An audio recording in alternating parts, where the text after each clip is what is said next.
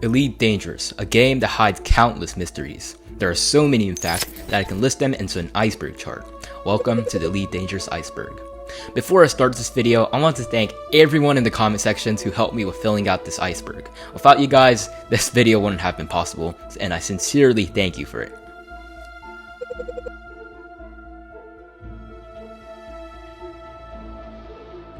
The Old Worlds are a region of heavily populated systems in the human bubble. Founded in the 25th century, it was one of the earliest and furthest interstellar colonies at the time, motivated by the vast resource deposits the region held. Federal, corporate, and imperial forces fought with each other, but from the 26th century to the Alliance's creation, the Galactic Cooperative of Worlds controlled the Old Worlds. But for now, the region is mostly dominated by the Alliance with some federal ones. The Empire of Ashinar resembles, to some extent, ancient Rome. While the two civilizations don't have a solid connection to each other, there are some similarities. For one, they were both empires, had a senate as a legislator, rigid social classes and a hierarchy, and debt slavery. From these similarities, the empire can be called a spiritual successor to the Roman Empire.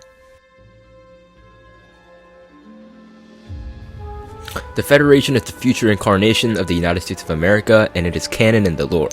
In the 21st century, the US won World War III and grew to dominate planet Earth and renamed themselves to the Federation. They endeavored into the solar system and into interstellar space, and signed the Federal Accord to unite Sol and the other colonized systems into the Federation we see in Elite in the year 2242. Since then, nothing about the US has been mentioned, so I believe it's safe to say that the Federation is essentially Space America. The Galactic Cooperative of Worlds is similar to the European Union. One, they are an alliance of systems like how the EU is an alliance of nations, and two, both parties guarantee a good deal of independence for each entity in their domain. I'm not European, so I'm not exactly sure how the EU operates, but I believe that based on FDev's choice of basing Elite Dangerous' superpowers to contemporary and historical nations, I believe that the Galactic Cooperative of Worlds is a successor to the EU. Finally, we've got the Panther Clipper, which is a leaked and possibly scrapped ship. The Panther Clipper was originally from the older games and was a super heavy freighter with plenty of weapons and armor, a flying fortress in essence. But the leaked version is named the Panther Clipper LX, so it might be a scaled down variant of the regular Clipper. Regardless, no one really knows what happened to the Panther Clipper and if it'll get added into the game in the future.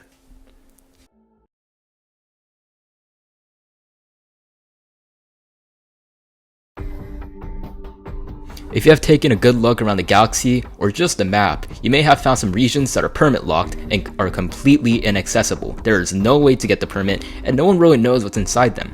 I personally believe that they are some sort of testbed or region that FDev is using for future content, but I still don't understand why they can't use some developer-specific copy. In the lore though, there might be some restricted zones not applicable for commanders to arrive in because of something someone wants to hide. Raxxla is a myth telling of different varying things. While many definitions exist, the most common one is that of a galaxy connecting gate of some sort.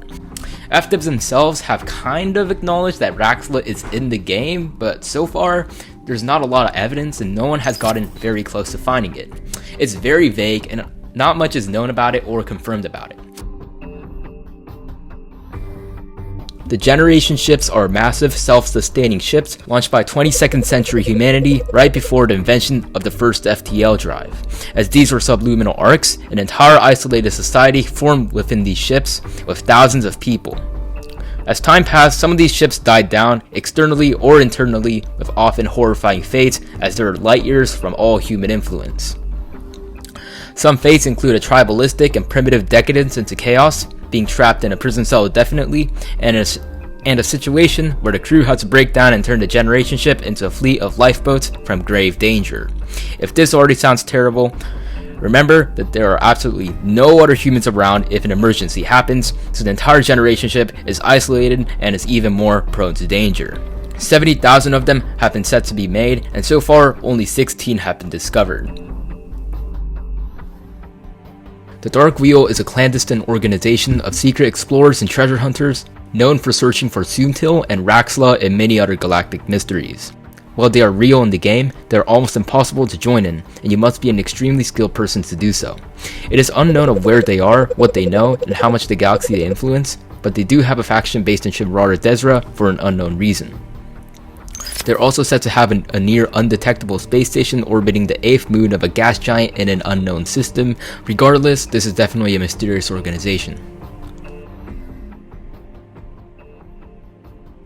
In the planet capital, in around the 2280s, in what will become the very heart of the Empire, there used to be a fully sapient and primitive species called the Mudlarks, and they got their name because they molded forms of art out of mud from rivers.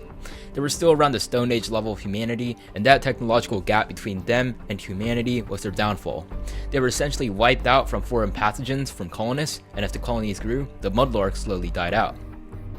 Some federal historians claim that the Empire deliberately ordered the genocide of the Mudlarks to make way for their own colonization. The club is a secret cabal of 6 high-ranking people in the human bubble, known for being the shadowy overlord of all humanity. It's essentially a clandestine new world order, or a new galaxy order. Okay, I don't know what I'm saying. Their identities are absolute secrets, and they commonly engage in shady and often lethal operations for their own sake, with the excuse of helping humanity thrive. They started out as a group of elite-ranking pilots who were dissatisfied with the Superpowers and the Pilots Federation, so they eventually just decided to secretly control the galaxy.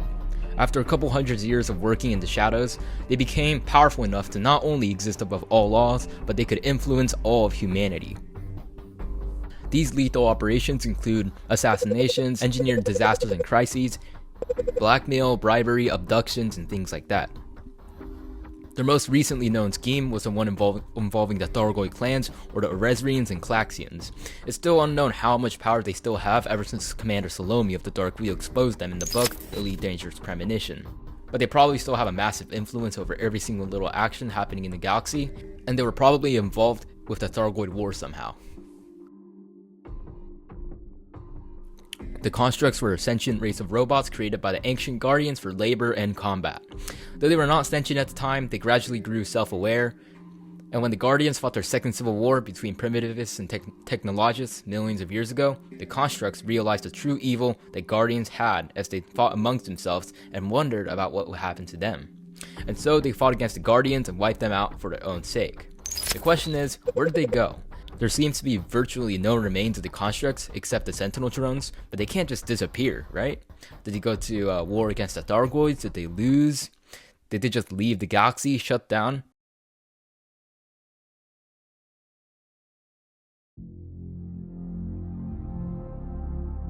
Planet Soontil is a mysterious planet in the Soontil system and was said to contain an entire treasure trove of Thargoid objects.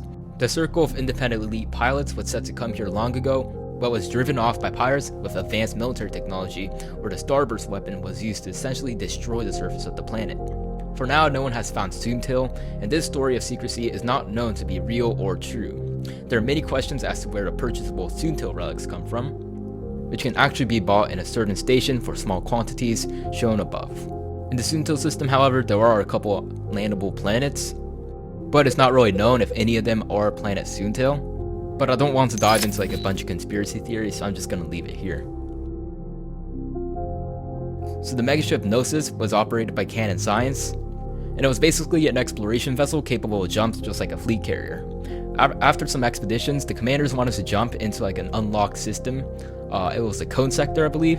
After some adventures, the commanders wanted to jump into an unlocked region of systems known as the Cone Sector, which was blocked through a permit locked region, so they scheduled a jump to the Cone Sector. At the time, everyone thought that this would be an extremely cool event, and new amazing things and mysteries were awaiting them. But when the actual jump day came, the Thargoids attacked the Gnosis, and the vessel was subsequently removed from service. The main idea here is how FDev handled the situation. They could have just redirected the Gnosis in some way instead of decommissioning it entirely, and I'd say that it could have been executed much, much better. The Nemesis Protocol is a supposed plan by the mysterious Salvation of Azimuth Biotech to use Guardian technology to upload his consciousness into some kind of network and live on forever, as he already extended his lifespan to hundreds of years. If this protocol is even real is debated upon, but I'd say it's real considering Salvation's God complex and Asimov's history of crazy experiments and extensive knowledge of alien artifacts. It was recently revealed in Subject D2's testimony with Aidan Tanner around March, and connections were made between the protocol and the Utopia movement's SIM archive capable of uploading an individual's wisdom for collective purposes, but this protocol was denied by Asimov Biotech and is forgotten for now. In the year 2280, federal explorers on Mars uncovered a tiny, mysterious artifact known as the Martian Relic.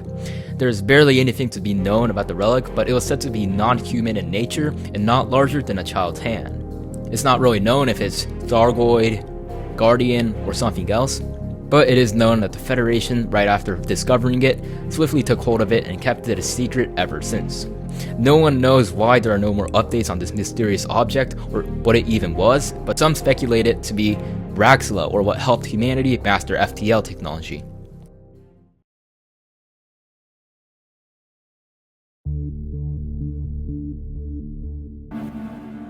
There's a Type 7 and a Type 9, but where did the Type 8 go? I did some research on Google, but nothing really credible came up. The only things I could find were shitposts on Reddit and this particular post here, which said that some criminal robbed a prototype Type 8 during a presentation, but crashed into the mail slot of the station as someone did not measure the ship correctly and made it so that it couldn't fit into the station. The original prototype was destroyed and the entire blueprint was scrapped, and that's how the Type 8 got destroyed forever.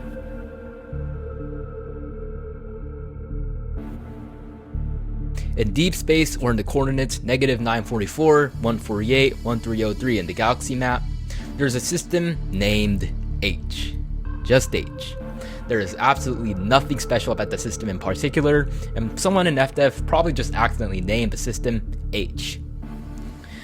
There are other one-letter systems as well, probably just being utter accidents by FDev, but I still wonder if there's some clues to finding Raxla.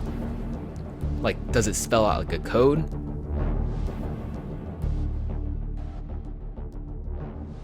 If you go back to the solar system of the Federation, the planet Triton will not be landable via a permanently locked permit.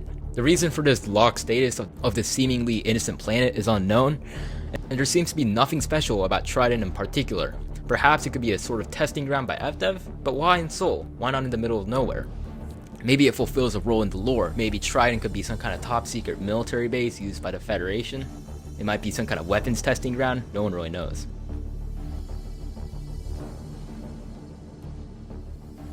Some individual systems are permit locked for some reason, such as Polaris.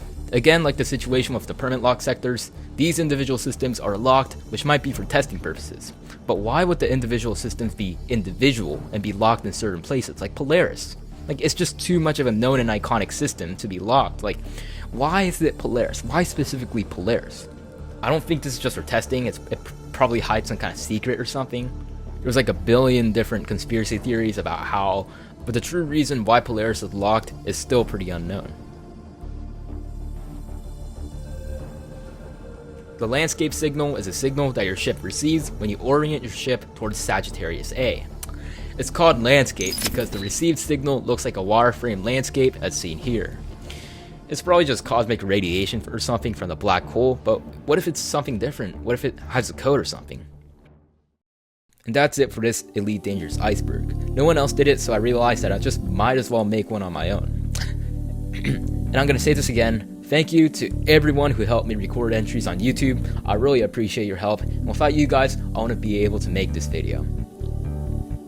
Anyways, if you learned something new or you like this video, please subscribe. We are so close to 1,000 subscribers. Maybe I might already reach 1,000 subscribers. If so, thank you 100% much. Just thank you very much, okay? Just 1,000 subscribers is crazy.